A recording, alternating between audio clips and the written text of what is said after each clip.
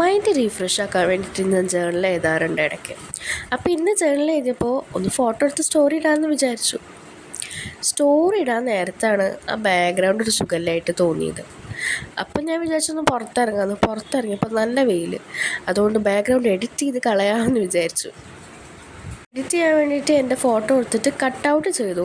എന്നിട്ട് പിൻട്രസ്റ്റിൽ പോയിട്ട് എനിക്കിഷ്ടപ്പെട്ട സ്കൈ തീമിലുള്ള കുറച്ച് ഫോട്ടോസ് ഞാൻ സെലക്ട് ചെയ്തു കേട്ടോ. ഇതൊക്കെ ഇൻഷോട്ട് ആപ്പിൽ തന്നെയാണ്, പ്രൊമോഷനോ കാര്യങ്ങളോ ഒന്നുമല്ല. എനിക്ക് പേഴ്സണലി ഫൈനൽ റിസൾട്ട് ഒരുപാട് ഇഷ്ടമായി.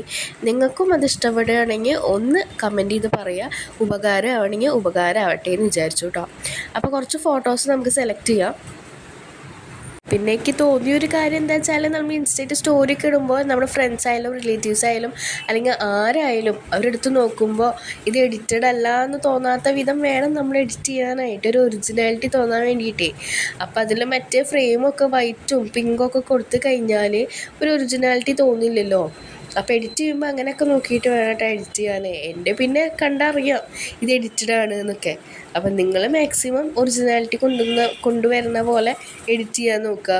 ബാക്ക്ഗ്രൗണ്ടൊക്കെ നല്ല മാച്ചായിട്ടുള്ള ഫോട്ടോയ്ക്ക് മാച്ചായിട്ടുള്ള ബാക്ക്ഗ്രൗണ്ടൊക്കെ സെലക്ട് ചെയ്യുക കേട്ടോ. അപ്പോൾ എല്ലാവർക്കും വീഡിയോ ഇഷ്ടപ്പെട്ടെങ്കിൽ ലൈക്ക് ചെയ്യുക, ഷെയർ ചെയ്യുക, സബ്സ്ക്രൈബ് ചെയ്യുക, ഒന്ന് കമൻറ്റ് ചെയ്യുക ട്രൈ ചെയ്ത് കഴിഞ്ഞതിന് ശേഷം കേട്ടോ. അപ്പോൾ എല്ലാവർക്കും ബൈ ബൈ.